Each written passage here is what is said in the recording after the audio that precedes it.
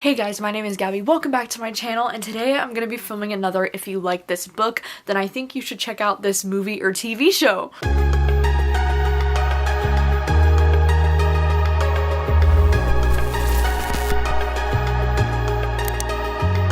This is one of my personal favorite videos to film because I am a huge lover of movies and films and TV, and I personally love finding similarities between different movies and books. It's one of my favorite things, and so I'm so excited. I've been putting together this list for a while, and if you do like this style of video, I've done this video a number of times before, so I'll link them all down below if you've missed any of the previous ones. But before we do jump into today's video, I just wanted to say a huge thank you to Cellars for sponsoring today's video, because nothing pairs better with books and movies than wine. Am I correct? Yes. I am very excited to be working with Cellars again because they are a wine company who I absolutely love. Cellars matches you to wines from all over the world curated to your palate. You take their quick 7-question non-snobby wine quiz so that they can gather your taste preferences and deliver you wines that you're guaranteed to like. They send the wine directly to your door, so there's no need to venture out to the liquor or grocery store to grab some bottles or waste money trying new bottles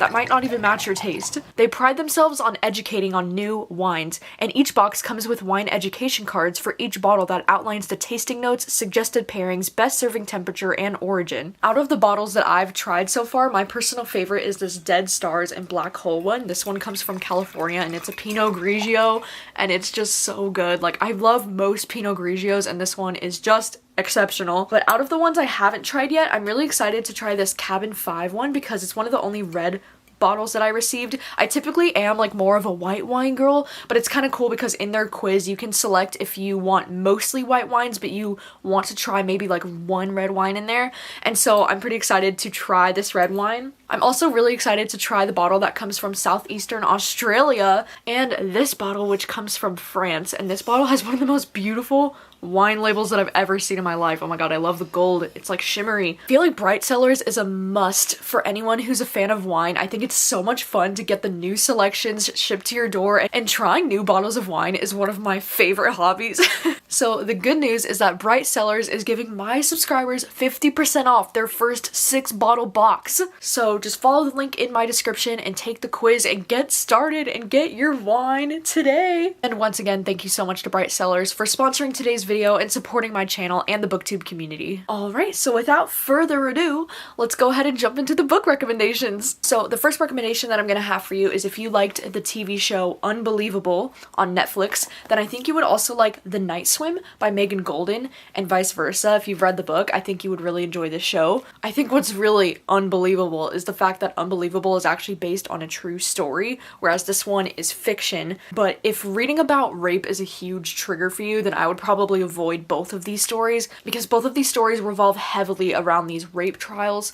In this book, we're following this girl who has this podcast, and in the newest season of her podcast, she's going to this small town to cover this current active rape trial that's happening where this young man who's like a swimmer and this man who's just like really beloved in their town is getting accused of raping this young girl. And then in the show Unbelievable, we're following from the main character who was raped, and in the show, it's really difficult to watch because there's literally point of view shots of her getting raped. Like, it is very disturbing and not easy to watch at all, but we get to kind of follow the story of this serial rapist who became a serial rapist after he raped this one girl. And if everyone had just believed this first girl, it might have prevented this entire thing from even happening in the first place. But we kind of get to follow in this show like the detectives as they're trying to track down this serial rapist, and both of these stories are just so powerful and they really shine a light on what it's like to be a rape victim, and they're not easy to read or to watch by any means, but I think they're such important stories and they both just really freaking moved me. The next one is going to be if you liked the TV show The Haunting of Bly Manor, then I think you would like the book The Turn of the Key by Ruth Ware, as well as The Nesting by C.J. Cook. I think The Turn of the Key is a very obvious comparison for these because both of these, The Haunting of Bly Manor and The Turn of the Key, are both adaptations of The Turn of the Screw. I mean, they both have, you know, this like nanny that goes and takes care of children, and like the house might be haunted, and like it's very, very similar vibes in that sense. And then this book also has the similar vibe of like the nanny going and living in a house and taking care of the kids, and the house might be haunted. They're all very, very similar vibes to each other. So I just feel like if you enjoyed enjoyed that aspect of The Haunting of Bly Manor and like the spooky paranormal vibes, then I think you would also enjoy both of these books. Like, they both gave me major Bly Manor vibes.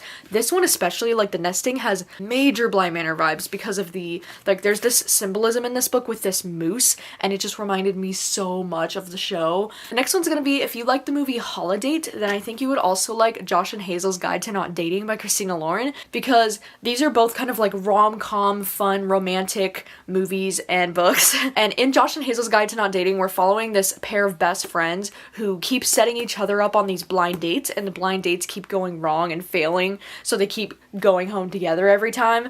And then in Holidate, they decide that they want to be each other's holidates for like every single holiday so that they don't have to be alone on the holidays, and then they just start to develop feelings and they want to be around each other for more than just the holidays. And they're both just so much fun and like lighthearted, and they'll make you laugh and smile, and I just thought they were kind of similar in the plot a little bit, and they're just both really cute rom-com style things that if you need to just laugh and smile and feel good, I recommend both of these. The Holiday, I will say, is kind of a Christmas movie just because it starts with Christmas and it ends with Christmas, but I do think you could enjoy this movie at any time of year. The next one is going to be, if you like the TV show A Teacher, then I think you might also like the book My Dark Vanessa, mostly because both of these stories involve student-teacher relationships, but I feel like they both do a really good job of not romanticizing the relationships and kind of showing the reality of these kind of relationships and how awkward and strange and weird they can be, and how it's just so obvious that they're taking advantage of the student. Like, it doesn't matter what the scenario is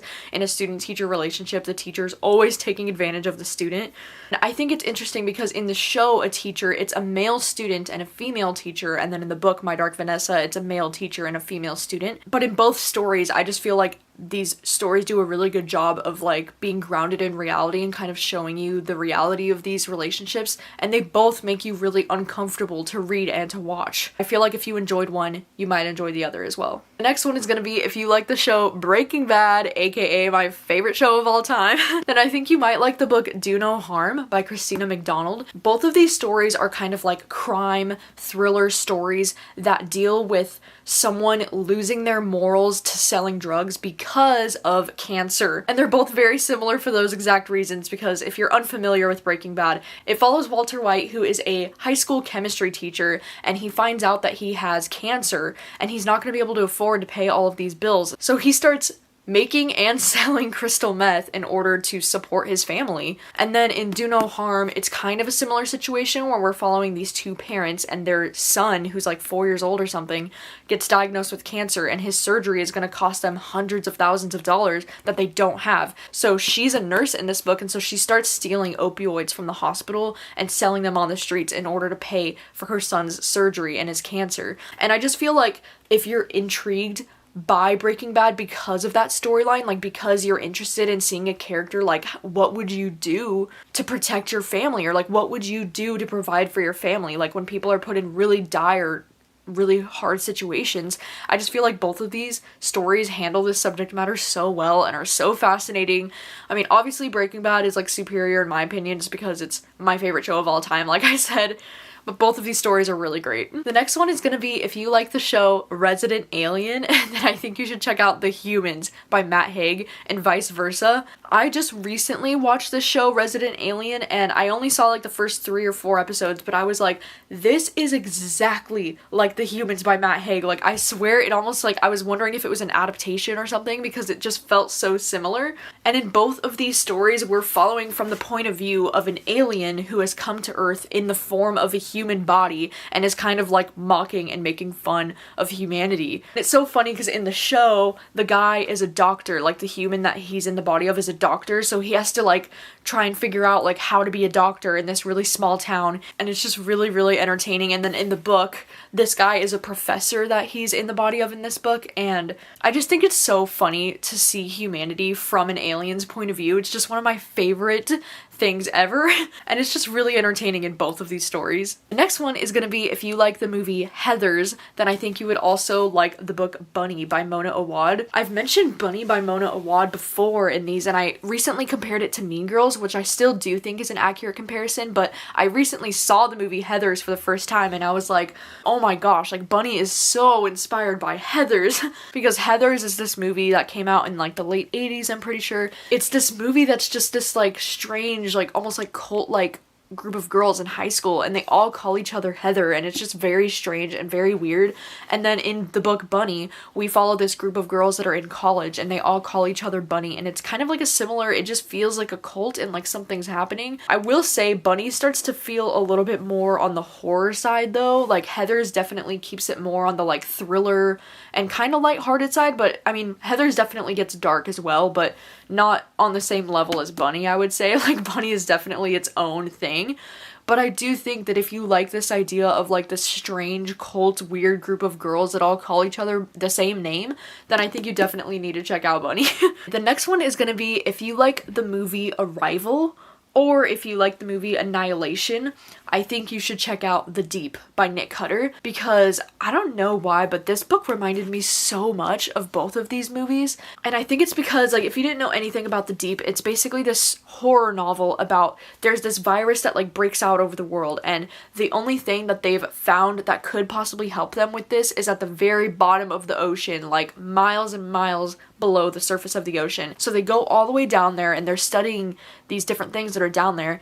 And I don't know, it just kind of reminded me of Arrival in the sense that it's like a first contact with something that we don't understand. Like it had like a very similar vibe to Arrival in that sense, but then it also reminded me a lot of Annihilation. I feel like I can't even explain to you why it reminded me of these movies without spoiling you. Just the general vibe of Annihilation and like the eeriness and the creepiness, it definitely had that same feeling throughout this. Like I feel like if you listen to the soundtracks of Arrival or Annihilation while reading this book, it would just give you chills because it's like so creepy and it just fits it so well. And I mean, if you've read The Deep and you enjoyed the vibes of this, then definitely check out both of these movies. These movies are freaking fantastic. Right, next up is gonna be if you like the TV show Dead to Me, then I think you should check out Finlay Donovan is Killing It. Because both of these stories are like thrillers, but they're also like comedy in the same way, and they're just like lighthearted, kind of fun stories, but they also deal with like more of a serious subject matter. And in both the TV show and in the book, we follow a set of women, like two women who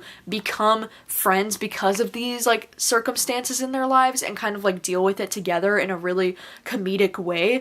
And they're both just like some of my favorite duos. Like in the TV show, I just love Christina Applegate and like her chemistry with the other girl in the show. It's just so good. And then same with like in this book, I just loved Finlay's character and I loved her friendship that she grew with this other girl in this book and the way they just like dealt with everything. And if you don't know anything about this book, it basically follows this woman who's an author named Finlay Donovan, and she's getting ready to write her next thriller book because she writes like mystery thriller novels. And when she's in a Panera Bread, she's talking to her agent about her next book, and she's talking about like murder and all of this stuff. And some woman in the Panera Bread overhears her and thinks that she's like a hitman, and she offers to pay her $50,000 to kill her husband. And that's kind of like where this story takes off. It's just so similar in vibes to Dead to Me. I just genuinely feel like if you love Dead to Me, you need to check this out. And if you love this, you need to watch Dead to Me. Alright, and then the last one that I have is if you like Big Little Lies or Mean Girls, I feel like you need to check out The Hunting Wives because I feel like The Hunting Wives just has all of the energy of Mean Girls, but like instead of teenagers, you're following like grown-ass women in Texas. And if you know nothing about The Hunting Wives, it's basically like this group of moms in this small town in Texas. They all get together and they shoot their guns on Friday nights, and there's one woman in the group in The Hunting Wives, her name's Margot Banks, and she is so spot on Regina George, like very Regina George vibes, like she is the queen bee of their group. And it also reminds me of Big Little Lies just because of the way it's like the suburban mom drama and like the culture, you know, it's very similar to both of those things. So I feel like if you love Mean Girls or Big Little Lies, then you need to read The Hunting Wives because it's so good. Those are all of the movie and TV show and book comparisons that I have for you today. Please let me know if you agree or disagree with any of these, or if you have any other like media, whether it's like books or movies, that you think also could fit with any of these books or movies. And if you can compare your most recent read to any movie or TV show, what would it be? Thank you so much for watching as always, and I will see you very soon with a new video. Bye!